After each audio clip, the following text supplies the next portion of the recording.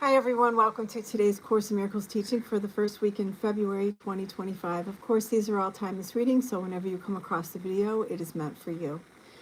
Welcome to today's, or the channel. My name is Deborah, and you are tuning into a Anchored in Faith 333. We are going to be doing the section 7 of chapter 2, which is the separation and atonement, and the atonement, which is chapter 2, and then the section we are on is cause and effect, section 7. But before I do that, I'm just going to clear the space, as I've tried to record this video twice to no avail. So kept getting interrupted. So that just tells me that this message is important and it needs to be brought to the collective. So with that being said, if you just like to get grounded into your space, I'm going to be using these Tibetan chimes to bring in the highest vibration of unconditional love and holiness. Thank you, Spirit.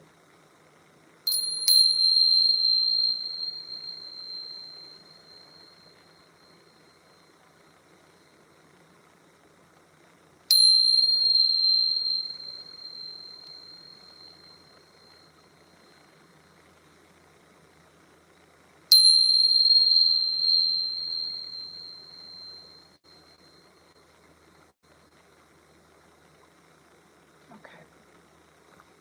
Feels good. Just getting grounded in here to bring in and channel the message clear and accurately. All right. I hope all are doing well today, wherever you may be. Excuse me. All right. So just like to get comfortable, I'll be reading the text, and then I'll be bringing in the light language activation to help anchor in the message into our space. Thank you, Spirit. Cause and effect. You may still complain about fear, but you nevertheless persist in making yourself fearful. I have already indicated that you cannot ask me to release you from fear. I know it does not exist, but you do not. If I intervened between your thoughts and their results, I would be tampering with a basic law of cause and effect. The most fundamental law is there, or the most fundamental law there is. I would hardly help you if I depreciated the power of your own thinking. This would be in direct opposition to the purpose of this course. It is much more helpful to remind you that you do not guard your thoughts carefully enough. You may feel that at this point it would take a miracle to enable you to do this, which is perfectly true. You are not used to miracle-minded thinking, but you can be trained to think that way. All miracle workers need that kind of training. I cannot let you leave your mind unguarded, or you will not be able to help me. Miracle working entails a full realization of the power of thought in order to avoid miscreation. Otherwise, a miracle will be necessary to set the mind itself straight. A circular process that would not foster the time collapse for which the miracle was intended. The miracle worker must have genuine respect for true cause and effect as a necessary condition for the miracle to occur. Both miracles and fear come from thoughts. If you are not free to choose one, you would also not be free to choose the other. By choosing the miracle, you have rejected fear, if only temporarily. You have been fearful of everyone and everything. You are afraid of God, of me, and of yourself. You have misperceived or miscreated us, and believe in what you have made. You would not have done this if you were not afraid of your own thoughts. The fearful must miscreate because they misperceive creation. When you miscreate, you are in pain. The cause and effect principle now becomes a real expediter, though only temporarily. Actually, cause is a term properly belonging to God, and his effect is his Son. This entails a set of cause and effect relationships totally different from those you introduce into miscreation. The fundamental conflict in this world, then, is between creation and miscreation. All fear is implicit in the second, and all love in the first. The conflict is therefore one between love and fear. It has already been said that you believe you cannot control fear because you yourself made it, and your belief in it seems to render it out of your control. Yet, any attempt to resolve the error through attempting the mastery of fear is useless. In fact, it asserts the power of fear by the very assumption that it need be mastered. The true resolution rests entirely on mastery through love. In the interim, however, the sense of conflict is inevitable, since you have placed yourself in a position where you believe in the power of what does not exist. Nothing and everything cannot coexist. I'm going to repeat that. Nothing and everything cannot coexist. To believe in one is to deny the other. Fear is really nothing, and love is everything. Whenever light enters darkness, the darkness is abolished.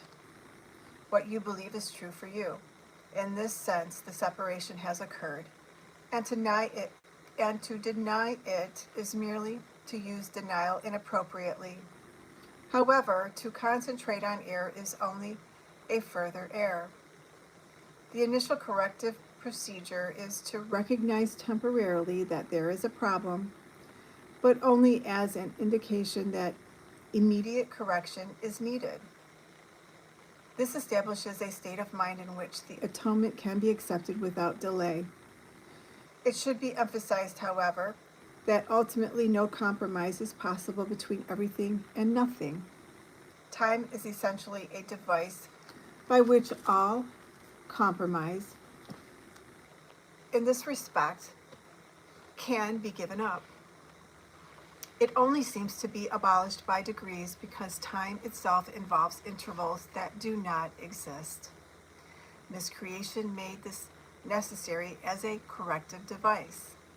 The statement, "For God so loved the world that he gave his only begotten Son, that whatsoever believeth in him should not perish, but have everlasting life," needs only one slight correction to be meaningful in this context. He gave it to his only begotten Son. It should especially be noted that God has only one Son. If all his creations are his sons, everyone must be an integral part of the whole sonship. The sonship in its oneness transcends the sum of its parts. However, this is obscured as long as any of its parts are missing. That is why the conflict cannot ultimately be resolved until all the parts of the sonship have returned. Only then can the meaning of wholeness in the true sense be understood. Any part of the sonship can believe in error or incompleteness if he so chooses. However, if he does so, he is believing in the existence of nothingness. The correction of this error is the atonement.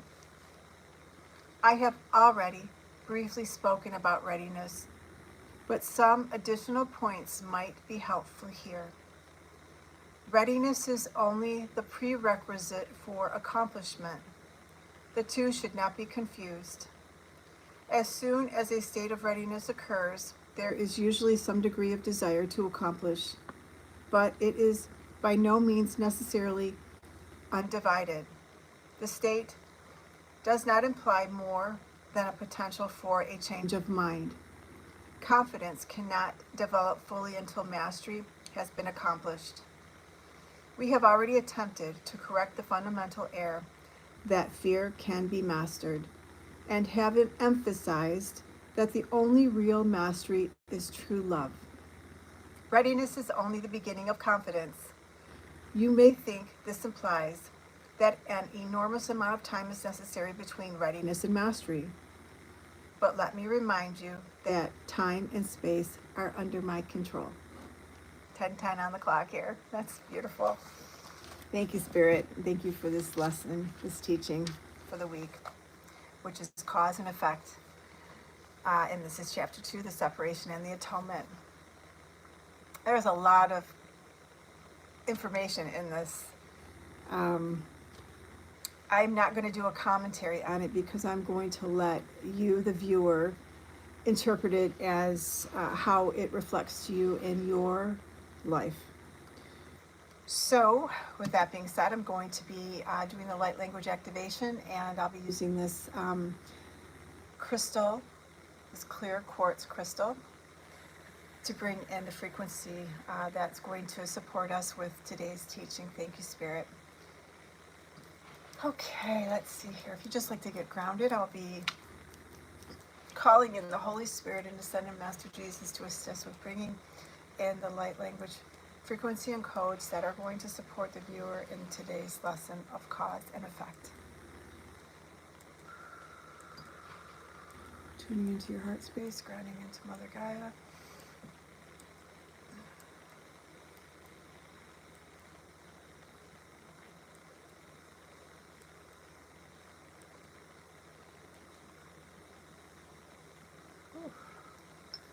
Okay, that energy is strong.